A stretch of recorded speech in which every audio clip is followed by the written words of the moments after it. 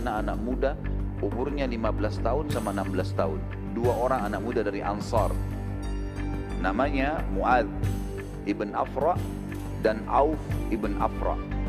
Ayah mereka namanya Afra, dikenal dengan dua anaknya Afra, dua anak laki-laki. Mu'adz kakak umurnya 16 tahun, Auf adik umurnya 15 tahun.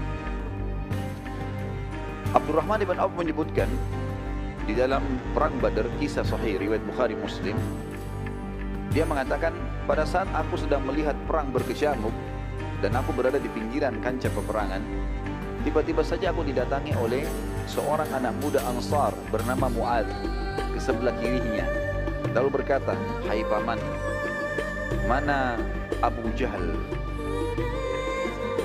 Kata Abdurrahman, "Kenapa kau tanya Abu Jahal?" Dia bilang, "Saya dengar dia orang yang paling menyakiti Nabi SAW waktu di Mekah." Kata Abdurrahman, "Iya benar. Apa yang kau mau lakukan?" "Saya mau bunuh paman."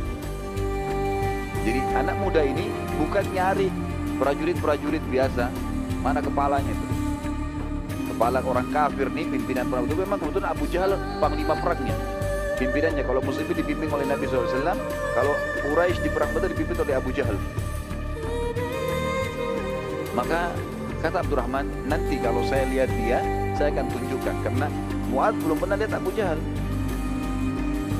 Kata Abdurrahman, baru saya selesai bilang itu, datang adiknya dia, Auf, di sebelah kanan saya. Seakan-akan mereka memang tidak saling tahu nih, mengucapkan kalimat yang mirip. "Wahai paman, mana Abu Jahal?" Kata Abdurrahman, "Kenapa kau tanya Abu Jahal? Ini perang lagi berkecamuk, kakaknya lagi sibuk menunggu melihat, dia tidak lihat adiknya." Jadi ini tidak janjian ya. Kemudian Abdurrahman bilang, "Kenapa kau cari Abu Jahal?" Dia bilang, "Saya dengar Rasulullah SAW paling disakiti di Mekah oleh dia. Terus apa yang kau mau buat?" "Saya mau bunuh." "Baiklah, nanti kalau saya lihat saya akan tunjukkan kepadamu." Kata Abdurrahman, tidak lama kemudian tiba-tiba di pasukan musuh terlihat itu. Terlihat ada pasukan Quraisy datang, di tengah-tengah pasukan ada Abu Jahal. Abu Jahal dikatakan Abdurrahman, demi Allah semuanya dari kepalanya sampai kakinya besi, gak kelihatan kecuali matanya. Sudah gitu dikumpul-rumuni oleh pasukannya lagi, banyak sekali, melingkar mengelilingi dia. Maka saya bilang, itu Abu Jahal. Kata Abdurrahman, begitu saya ucapkan itu Abu Jahal, demi Allah kedua anak muda ini, Mu'adz dan Auf adiknya, seperti anak panah yang terlepas dari busurnya, cepat sekali menyerang semua pasukannya Abu Jahal. Dan karena mereka kelabakan, tidak sangka dua orang menyerang sekian ratus orang, gitu kan? Akhirnya kelabakan nih, kacau balau. Mereka terus menebas sana sini sampai mereka berdua berada di depan Abu Jahal dan keduanya menebaskan ke arah Abu Jahal. Tapi karena Abu Jahal di atas kuda dan mereka berdua ini berjalan, gitu kan, berlari, maka pedangnya mengenai bagian paha, dan saking kerasnya tebasan tersebut sampai akhirnya paha Abu Jahal sempat sobek, berdarah dan jatuh dari kuda. Si Auf, si adik ini sempat dibunuh oleh, mati syahid dibunuh oleh Ikrimah bin Abi Jahal. Waktu itu Ikrimah masih dalam keadaan kafir. Nanti tentu sudah pembebasan kota Mekah, Ikrimah masuk Islam, dan beliau mati syahid di perang Yarmuk. Ada kisahnya sendiri yang luar biasa juga.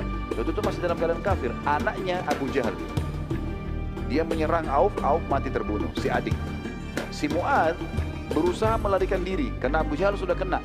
Tangkis sana sini, lepas dari peperangan. Begitu dia keluar, rupanya ada satu orang kafir atau beberapa orang kafir yang menebaskan pedang ke tangan kanannya dan sempat ketebas. Akhirnya tangannya seperti tergantung, tangan kanannya.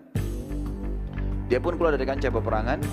Dia nggak berhenti, teman-teman sekalian. Perhatikan semangat sahabat mengejar surga ini dan keyakinan mereka kalau mati itu datang bukan karena sebabnya, tetapi karena ajalnya datang. Karena sebab-sebab kematian banyak. Orang bisa ditabrak kendaraan, orang bisa menghadapi kebakaran, bisa tenggelam. Tapi kalau ajal belum datang gak bakal mati, pasti akan diselamatkan, terselamatkan dengan sendirinya. Apa yang dilakukan teman-teman? Bayangkan di umur 16 tahun, tangan kita tertebas, tergantung tinggal beberapa lembar kulit, beberapa lembar kulitnya yang halus yang menangannya. Dia lakukan dia buka imamahnya, lalu diikat sama dia.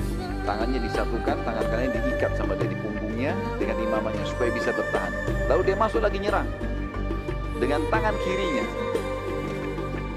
Sementara melawan musuh dia merasa dia kesalahan, kesakitan dengan tangannya ini, dia merasa terganggu dengan itu.